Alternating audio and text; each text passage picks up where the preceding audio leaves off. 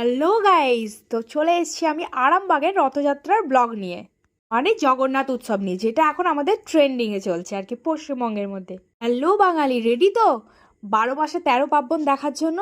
যেমন বাঙালি তেমন তাদের উৎসব অনুযায়ী তাদের খাওয়া দাওয়ার ভিন্নতা দেখা যায়। যেমন আমাদের রথের স্পেশাল হচ্ছে জিলাপি আর পাঁপড়, সঙ্গে ঘুগনি চপটপ তো আছে। চলুন শুরু করা যাক আমার আজকের ব্লগ। তো পাঁপড় ভেজে নিচ্ছিলাম, যেহেতু রথ স্পেশাল পাঁপড় খেতে হবে। আর চাটা খেয়ে নিলাম, খেয়ে নিয়ে রেডি হয়ে বেরিয়ে পড়লাম জগন্নাথ উৎসব দেখার উপলক্ষে। গিয়ে দেখলাম রাস্তার বিভিন্ন দোকানে বিভিন্ন ভিড়, যেমন জিলাপির দোকানে, পাঁপড়ের দোকানে ভীষণই ভিড়। এখানে টুকটাক বান্ধবীদের সাথে দেখাও হয়ে যাচ্ছিল, আমার ছোটবেলাকার স্কুলের বান্ধবীদের সাথে, যেটা আমার ভীষণই ভালো লাগছিল, কারণ সবসময় তো ওদের সাথে আর দেখা হয় না, তাই মনটা ভীষণই খুশি হয়ে যায়। আর একটা বান্ধবীর সাথে দেখা হলো, ওর মেয়েদের সাথেও দেখা হয়ে গেল, রথ দেখার সুযোগটাও হয়ে গেল। ভেবেছিলাম দেখা হবে না, কারণ যেহেতু আমার দেরি হয়ে গেছিলো একটু বেরোতে।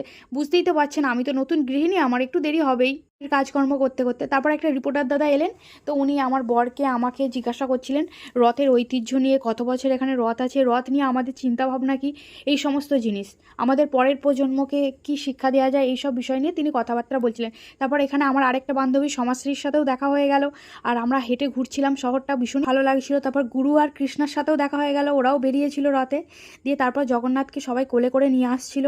আমরা এখানে আমাদের নিজেদের একটু ভিডিও করে নিলাম, কারণ ওটার সুযোগ আর পাইনি। তারপর এখানে রাস্তার ধারে চারিপাশে বিভিন্ন রকমের দোকান বসেছিল, তারপর ঝুড়ি পাথির দোকানও বসেছিল, সেই সমস্তও দেখছিলাম। এগুলো আমাদের বছরে দুবারই বসে, উল্টো রথে আর সোজা রথে। কখন এসেছেন? কখন এসেছেন? 4টের সময়। কত করে দাম এই ঝাড়ুগুলো? 20 টাকা করে। আমাকে একটা দিয়ে দিন। আন্টির কথা তো শুনেন, ওইদিকে আরেকটা মিষ্টি আন্টি আমাকে ডাকছিলেন কিছু বলার জন্য, শুনে নিন ওনার কথা। কি নাম আন্টি আপনার? কোথা থেকে আসছেন আপনি? বাগারপাড় থেকে আসছেন, মানে ওই আন্টির সাথেই আসছেন তাই তো? একসাথে। কেনাকাটা কেমন হচ্ছে? এবারে কেনাকাটা একদম হচ্ছে না, মানে আগের বার কেমন হয়েছিল?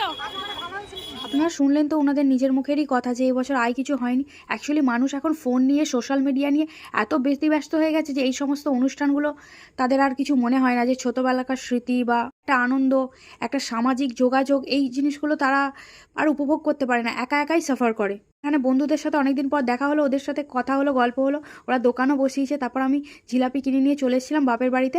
ওখানে বাপি একটু জিলাপি খেলো, ভিডিওটাই তুললাম আমি। তারপর এখানে আরও বৌদিদের জন্য জিলাপি নিয়ে নিচ্ছিলাম, আমার মা কিনে দিয়েছিল বৌদিদের জন্য জিলাপি। তারপর বাড়িতে এসে জিলাপি খেয়ে নিলাম, আমার বড় জিলাপি খেয়ে নিল। তো আজকের রথের ব্লগ এইটুকুই। ভালো লাগে লাইক করবেন, শেয়ার করবেন, সাবস্ক্রাইব করবেন।